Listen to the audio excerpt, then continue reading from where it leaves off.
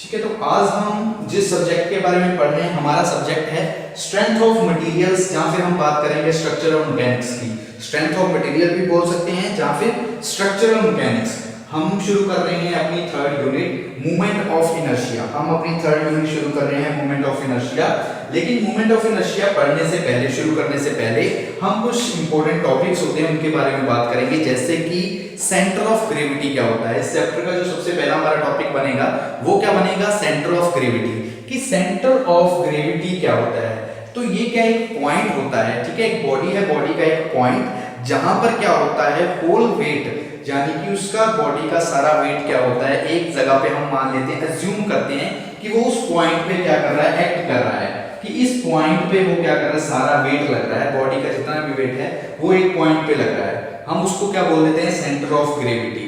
कि हम उसको पॉइंट को क्या बोल देंगे, सेंटर ऑफ ग्रेविटी। ये एक ऐसा पॉइंट है जिस पे क्या लग रहा है, पूरी बॉडी का क्या लग रहा है, वेट लग रहा है। जैसे कि it is defined as the point at which it is defined as the point at which whole of its weight is assumed to be acting। कि हम assume कर लेते हैं कि अब ये हमारी बॉडी का वो पॉइंट है जिस पॉइंट पे क्या कर रहा है, वेट लग रहा है, जो पूरा वेट है, होल वेट है, वो वेट लग रहा है। जो पॉइंट होता है ये इमेजिनरी पॉइंट होता है, यानी कि काल्पनिक पॉइंट होता है, जो कि इनसाइड भी हो सकता है बॉडी के, आउटसाइड भी हो सकता है, यानी कि बॉडी के अंदर भी हो सकता है, बॉडी के बाहर भी हो सकता है। तो हम क्या लिखेंगे सेंटर ऑफ ग्रेविटी में, it is defined as the point, जैसे सिंपल लिख लेंगे, the point at which, the point at which whole, ठीक है, होल यानी कि सारा, पूरा, whole of its weight, its मतलब यानी कि body, its weight is assumed to be, is assumed कि हमने अज्यूम किया है, assume to be acting, assume to be acting, is known as centre of gravity, is known as centre of gravity. जो ये point होता है, जो point हम बोल रहे हैं कि इस पॉइंट पे, मान लो ये पॉइंट है हमारी बॉडी का, इस पॉइंट पे सारा वेट लग रहा है बॉडी का, तो ये पॉइंट इमेजिनरी पॉइंट हो सकता है। ये पॉइंट क्या होता है, इमेजिनरी पॉइंट होता है। जो हमारा सेंटर ऑफ ग्रेविटी होता है, ये पॉइंट इनसाइड भी हो सकता है बॉडी के, ठीक है, इनसाइड भी हो सकता है या फिर आउटसाइड भी हो सकता है। किसके आउटसाइड हो सकता है, बॉडी के, बॉडी के। तो सेंटर ऑफ ग्रेविटी का मतलब पता लगा कि सेंटर ऑफ ग्रेविटी क्या है, the point at which whole of its weight is assumed to be acting. कि एक ऐसा पॉइंट, एक ऐसा बिंदु जिस पर हम मान रहे हैं कि सारा वेट क्या हो रहा है, लग रहा है, एज्यूम हो रहा है, एज्यूम यानी कि माना है कि वेट क्या कर रहा है, एक्ट कर रहा है, वो सारा वेट क्या कर रहा है, एक ही पॉइंट पे क्या कर रहा है, लग रहा है। तो हम उस पॉइंट को क्या बोल देंगे, सेंटर ऑफ ग्रेविटी। उस पॉइंट को हम क्या बोलेंगे, सेंटर ऑफ ग्रेविटी। वो पॉइंट जो होता है इमेजिनरी पॉइंट होता है, यानी कि वो इनसाइड भी हो सकता है बॉडी के, आउटसाइड भी हो सकता है बॉडी के। तो ये हमने बात की हमारे फर्स्ट टॉपिक के बारे में, सेंटर ऑफ ग्रेविटी। अब हम बात करते हैं नेक्स्ट टॉपिक के बारे में, जो है सेंट्रॉइड क्या होता है, या फिर सेंटर ऑफ एरिया क्या होता है। जो हमारा नेक्स्ट पॉइंट है, टॉपिक है सेंट्रॉइड, ठीक है, नेक्स्ट टॉपिक सेंट्रॉइड, ठीक है। सेंट्रॉइड क्या होता है, सेंट्रॉइड या फिर बोल सकते हो सेंटर ऑफ एरिया, सेंट्रॉइड भी बोल सकते हो या फिर बोल सकते हो centre of area, centre of area. Centroid क्या होता है या फिर सेंटर ऑफ एरिया क्या होता है, तो ये क्या है, ये भी एक पॉइंट है। It is defined as the point through which whole area is assumed to be concentrated. कि हमने मान लिया कि एक ऐसा पॉइंट, जिस पॉइंट पे क्या कर रहे हैं, सारा जो भी एरिया है हमारी बॉडी का, वो हम मान रहे हैं कंसंट्रेट कर रहा है। एक हमारा पॉइंट है बॉडी में, इस पॉइंट पे क्या कर रहा है, जितना भी एरिया है, जो भी एरिया है, इस पर पॉइंट पे क्या हो रहा है, कंसंट्रेटेड हो रहा है। हमने एज्यूम कर लिया कि एक ऐसा पॉइंट जिस पॉइंट पे जितना भी एरिया है वो क्या कर रहा है, कंसंट्रेट कर रहा है, तो उसको हम सेंट्रॉइड या सेंटर ऑफ एरिया बोल देंगे कि एरिया, ठीक है, वो सेंटर में है। ये हमारी बॉडी है, मान लीजिए ये हमारी बॉडी है, बॉडी का एक ऐसा पॉइंट है जिस पॉइंट से सारा एरिया क्या हो रहा है, कंसंट्रेटेड हो रहा है। एक ऐसा पॉइंट जिस पॉइंट पे सारा एरिया, जितना भी एरिया बॉडी का, वो क्या हो रहा है, कंसंट्रेटेड हो रहा है, उस पॉइंट को हम क्या बोल देंगे, सेंट्रॉइड या फिर सेंटर ऑफ एरिया। सेंट्रॉइड या फिर सेंटर ऑफ एरिया। तो क्या लिखेंगे, the point through which, the point through which whole area assumed to be is assumed to be concentrated, concentrated।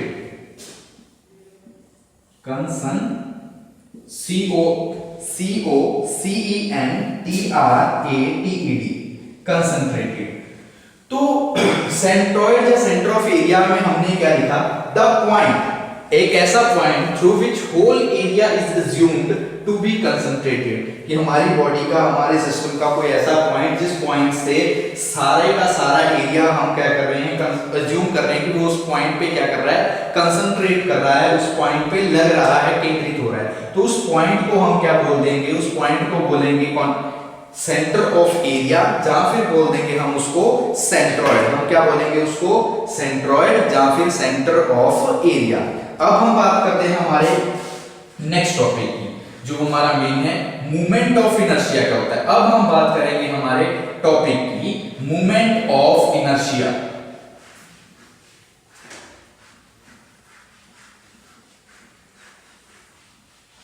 ठीक है, अब हम बात करेंगे अपने नेक्स्ट टॉपिक की। टॉपिक का नाम क्या है, मूवमेंट ऑफ इनर्शिया। टॉपिक है movement of inertia. Movement of inertia क्या होता है, मूवमेंट ऑफ इनर्शिया क्या होता है। हम क्या करते हैं, डायग्राम से बना लेते हैं मूवमेंट ऑफ इनर्शिया का। जैसे कि इस साइड बना लेते हैं, ये चीज है, हमने मान लीजिए कि ये हमारा कोई बॉडी है, ठीक है, यहाँ पे हमारा एक पॉइंट लग रहा है, ये नीचे की तरफ जाएगा, ये पॉइंट आ जाएगा यहाँ पे, ठीक है, ये हमारा आ गया मेन बिंदु, यानी कि जो सेंटर ऑफ ग्रेविटी हमारा पॉइंट है CG। हमारा पॉइंट कौन सा है, CG। ये हमारा पॉइंट बन जाएगा CG। ये हमारी एक्सिस हो जाएगी X एक्सिस, और नीचे इस तरफ कौन सी हो जाएगी, Y एक्सिस, X और Y, ठीक है।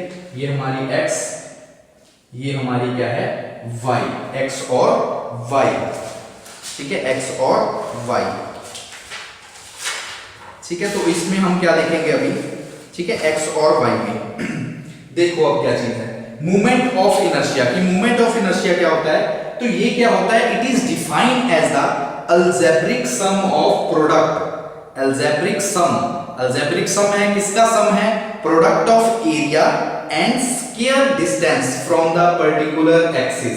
कि जो हमारी पर्टिकुलर एक्सिस है उससे जो डिस्टेंस है, ठीक है, डिस्टेंस का स्क्वायर और प्रोडक्ट का एरिया, ठीक है, एरिया का क्या हो जाएगा, प्रोडक्ट हो जाएगा। तो अगर हम वैसे नॉर्मली बात करें तो नॉर्मली में क्या बन जाएगा कि इट इज द अलजेब्रिक सम, कि एक सम होता है, किसका सम होता है, ये होता है प्रोडक्ट ऑफ एरिया, यानी कि एरिया का हम क्या लिखेंगे कि ये सम है, किसका सम है, एरिया का, और साथ में सम है, किसका सम है, एरिया का, और एरिया का क्या हो जाएगा, प्रोडक्ट। हमने क्या लिखा है, algebraic sum of product of area.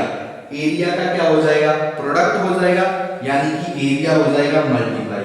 उसके बाद हमने क्या बोला डेफिनेशन में, द स्क्वायर ऑफ डिस्टेंस, कि जो भी हमारा डिस्टेंस होगा, जो भी हमारा डिस्टेंस होगा, चाहे वो x डिस्टेंस है चाहे y डिस्टेंस है, उसका क्या हो जाएगा, स्क्वायर हो जाएगा। मान लीजिए ये हमारा a मल्टीप्लाई x का स्क्वायर, इसी प्रकार a मल्टीप्लाई y का स्क्वायर।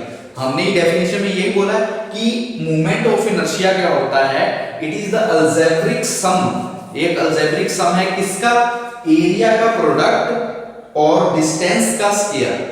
हमने यही बात की है कि ये एक अलजेब्रिक सम होता है। किसका सम होता है? ये अलजेब्रिक सम होता है हमारे एरिया का। तो क्या बनेगा? एरिया का प्रोडक्ट होगा। जो डिस्टेंस हमने ट्रेवल किया है उस डिस्टेंस का क्या हो जाएगा? स्क्वायर हो जाएगा। उस डिस्टेंस का क्या होगा? स्क्वायर हो जाएगा। ठीक है, तो हम डेफिनेशन में क्या लिखेंगे इसकी? ठीक है, डेफिनेशन में क्या लिखेंगे? It is the algebraic sum of, it is the algebraic al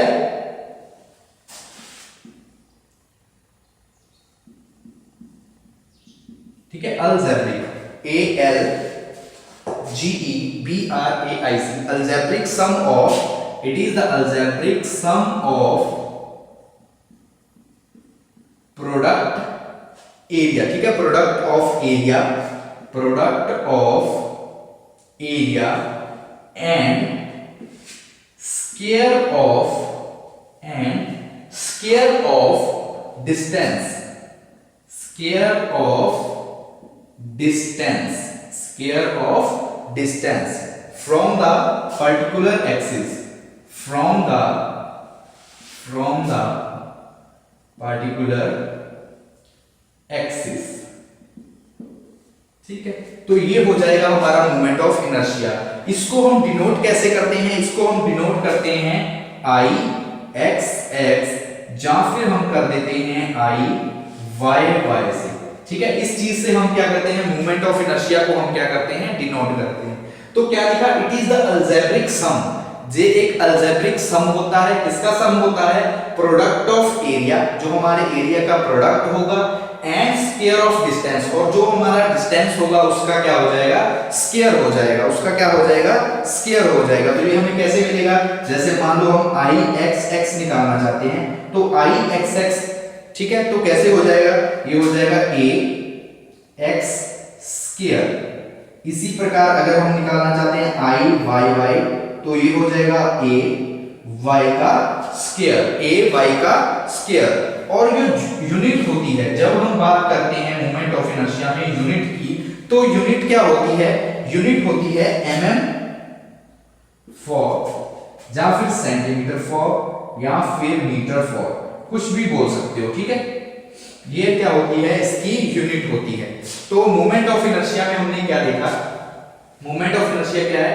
it is the algebraic सम, कि ये एक अलजेब्रिक सम होता है। किसका सम होता है? प्रोडक्ट ऑफ एरिया और स्क्वायर ऑफ डिस्टेंस का फ्रॉम द पर्टिकुलर एक्सिस। जो पर्टिकुलर एक्सिस है वहां से डिस्टेंस का स्क्वायर हो जाएगा, प्रोडक्ट का जो एरिया है वो प्रोडक्ट हो जाएगा, यानी गुना में आ जाएगा।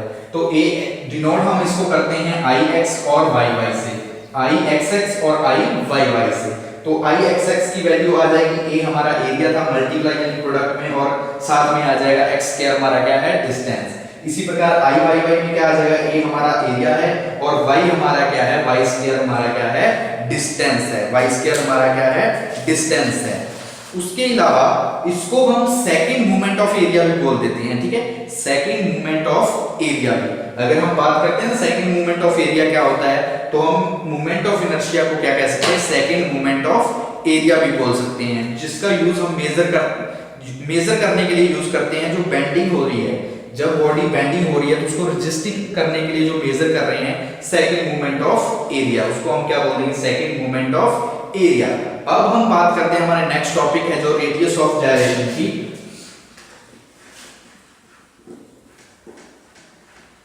ठीक है, रेडियस ऑफ जायरेशन। ठीक है, जायरेशन बोलते हैं, कहीं गायरेशन। ठीक है, रेडियस ऑफ जायरेशन।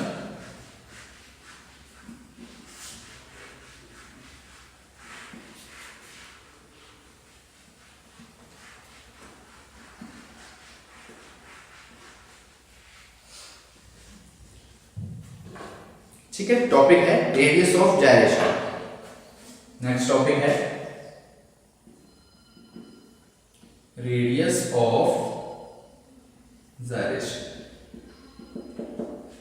ठीक है, GYRATION। तो रेडियस ऑफ जायरेशन क्या होता है?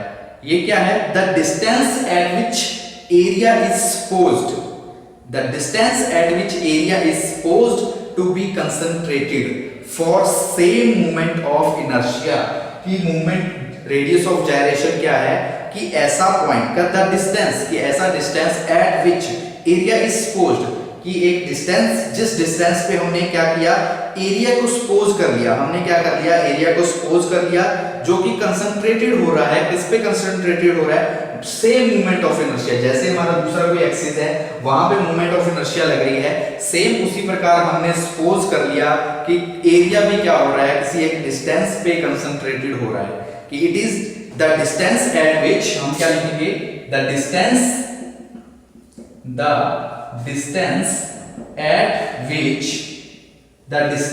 at which area is supposed to be concentrated, concentrated,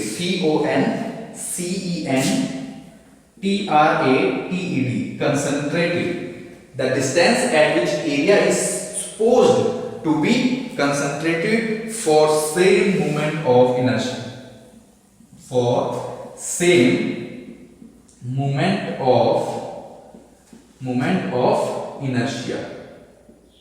same moment of inertia, ठीक है, ऐसे भी बोल सकते हो, या फिर हम इसको वैसे डिनोट करते हैं के से, हम इसको डिनोट करते हैं के से, या फिर ये क्या हो जाता है, जैसे रूट स्क्वायर हो जाता है, रूट हो जाता है किसका, जो हमारा मोमेंट ऑफ इनर्शिया होता है आई होता है और एरिया होता है।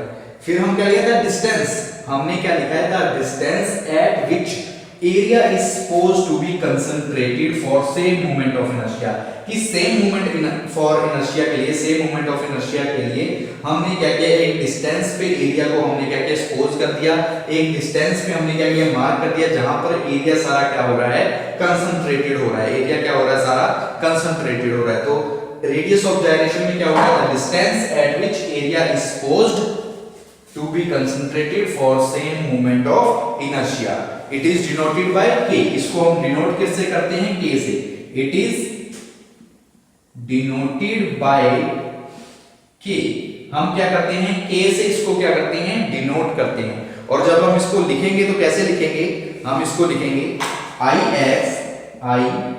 x इज इक्वल टू, ठीक है, is equal to a k square x, या फिर इसको I y a k square y, तो इस तरह से हम क्या करेंगे, इसको लिखेंगे कि हमारा a एरिया, के हमारा क्या है, के हमारा है रेडियस ऑफ जाइरेशन, यहाँ पे भी a एरिया, के हमारा क्या है, रेडियस ऑफ जाइरेशन का स्क्वायर होगा, यहाँ पे भी स्क्वायर होगा, वो x एक्सिस पे है तो x एक्सिस, यहाँ पे y है तो y एक्सिस आ सकती है।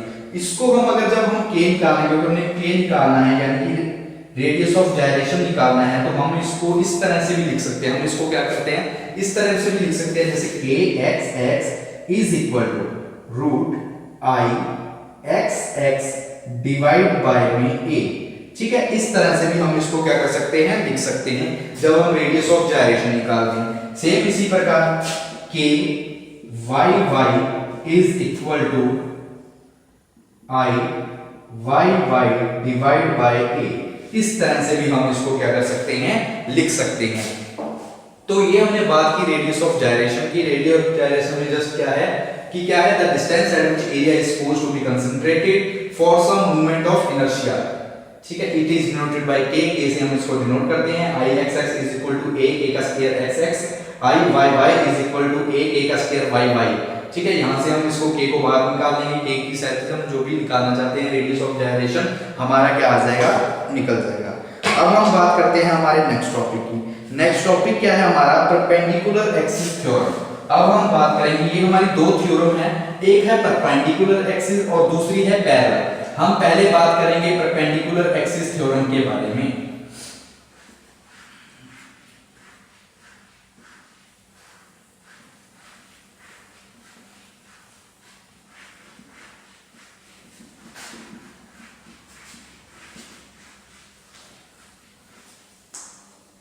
ठीक है, हम बात कर रहे हैं हमारी फर्स्ट थ्योरम। दो थ्योरम है, आपको बताया कि दो थ्योरम के बारे में हम इस चैप्टर में पढ़ेंगे।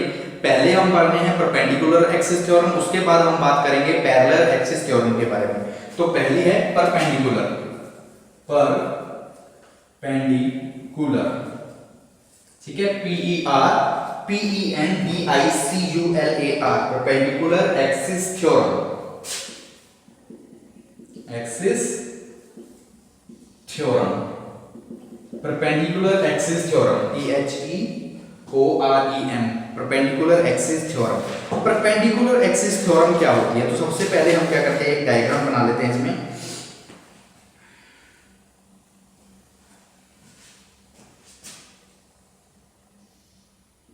ठीक है, ये हमने सपोज कर लिया, यहां पे एक पॉइंट,